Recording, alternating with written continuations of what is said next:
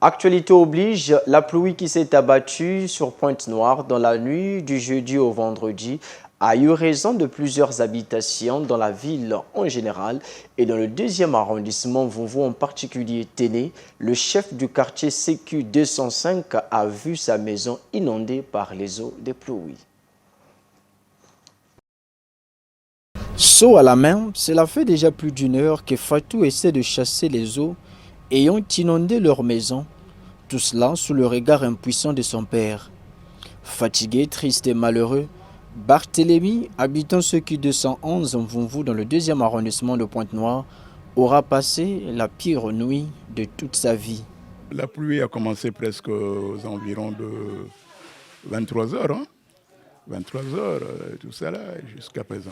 Mais moi, je suis ici, dans cette parcelle-là, depuis le 26 octobre 1973. Je n'avais jamais vécu de phénomène comme ça. C'est maintenant que nous le vivons. C'est tout simplement parce que les travaux sont mal faits. Parce que si seulement tous les collecteurs, les travaux qu'on a fait au quartier Culotte, si on avait à écurer le lit du collecteur, là, ça n'allait pas arriver. Mais voilà dans quelle situation nous nous trouvons avec les enfants et tout le monde. Vraiment, c'est difficile, c'est une situation pénible. Que l'État pense à ça. À cuire au moins le cours d'eau, là. Quand Komapon était ici, il a cuiré le cours d'eau. On n'avait pas trop de problèmes comme ça. On n'avait jamais eu de problème. Si j'avais des problèmes à l'époque, je n'allais pas faire des grandes maisons comme ça. Comme avec la parcelle de Barthélemy, les eaux de pluie ont aussi eu raison du domicile d'André. Impuissant, ce père de famille a été obligé de déménager sa famille attendant que les eaux sèchent. Une question taraude son esprit. Où passer la nuit aujourd'hui? À pareil moment, les enfants ne peuvent pas être là. On les a fait fuir. Et puis, voilà, vous voyez vous-même dans quelles circonstances nous nous trouvons. Les pouvoirs publics sont venus casser les murs des clôtures des gens. Bien sûr, peut-être qu'ils peuvent avoir raison, mais il faut mettre les canalisations. Regardez le débordement de la rivière Tikondo. Si c'était aménagé, on ne pouvait pas rester dans de telles circonstances. Ici, nous sommes au domicile du chef de quartier CQ 205. Le chien sur la tablette, le décor est plus que jamais sombre.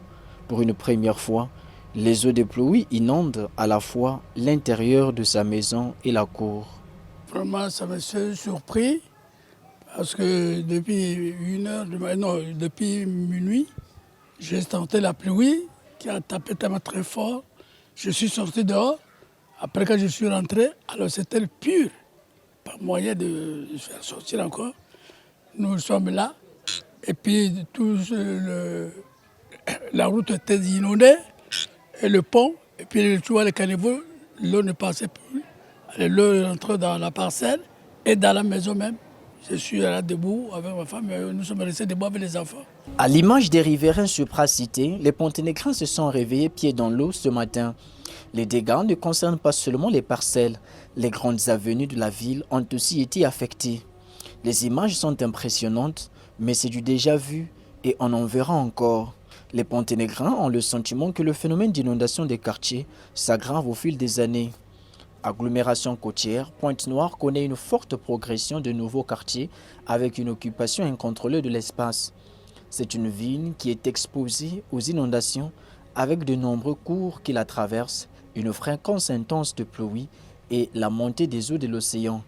Les autorités municipales ont fait l'effort ces dernières années de construire des ouvrages de canalisation des eaux. Mais il faille multiplier ces efforts si l'on veut endiguer ces phénomènes. Pour les riverains vivant le long des berges des rivières, le président de la République, son Excellence Denis Sassou Nguesso, a été ferme sur la question. On ne devrait pas y habiter. Mais hélas.